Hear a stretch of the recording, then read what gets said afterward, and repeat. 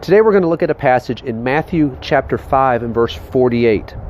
And here in this passage, Jesus said, "Therefore you are to be perfect, as your heavenly Father is perfect."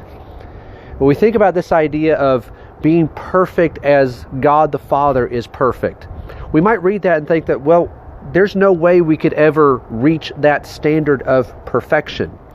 And the scriptures certainly do teach that all of us have sinned, and that we will never be perfect in the sense that we will be without sin, and that we will never do anything wrong. Even as we strive to do what is right, there are times that we stumble, and there are times that we slip into sin. But in this passage, Jesus used the word therefore, meaning he's making a conclusion based upon the things that he said leading up to that point. And prior to that statement, he was going through various instructions and commandments that were given in the law. He said, "You have heard this, but I say to you this. You've heard that you are not to murder, but I say to you, you are not to be angry at your brother. You've heard that you're not to commit adultery, but I say that you are not even to look at a woman to lust after her. You've heard that you're to love your neighbor, but I say you are to love your enemy." The thing that we often do as human beings is that we look for the least that we can do.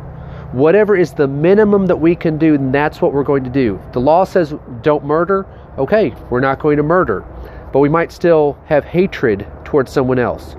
It says to love your neighbor. Okay, I'll love my neighbor, but I'm not going to love my enemy, the one who doesn't like me. I'm not going to love him. We look for the minimum. We look to see what we can get away with.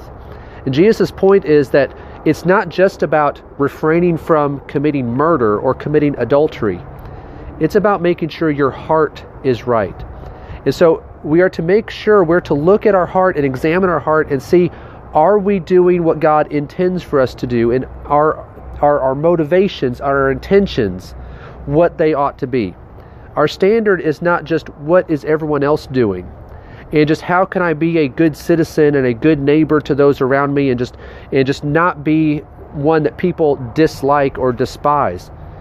Our goal is to be like God. That is the goal. That's what we're striving for. And so, yes, we are to not commit murder and avoid adultery and love our neighbor and all of those things. But Jesus says that that's not the extent of what you ought to be as my disciples. He says you are to be perfect as your heavenly Father is perfect. That's what we're striving for. And so rather than comparing ourselves with others, comparing ourselves with the world and even other Christians, we need to look to God. We need to look to His perfect standard and do everything that we can to live up to that. Now, thankfully, He offers us forgiveness when we fail to live up to that, because we will sin from time to time. But our goal is to be perfect as He is perfect.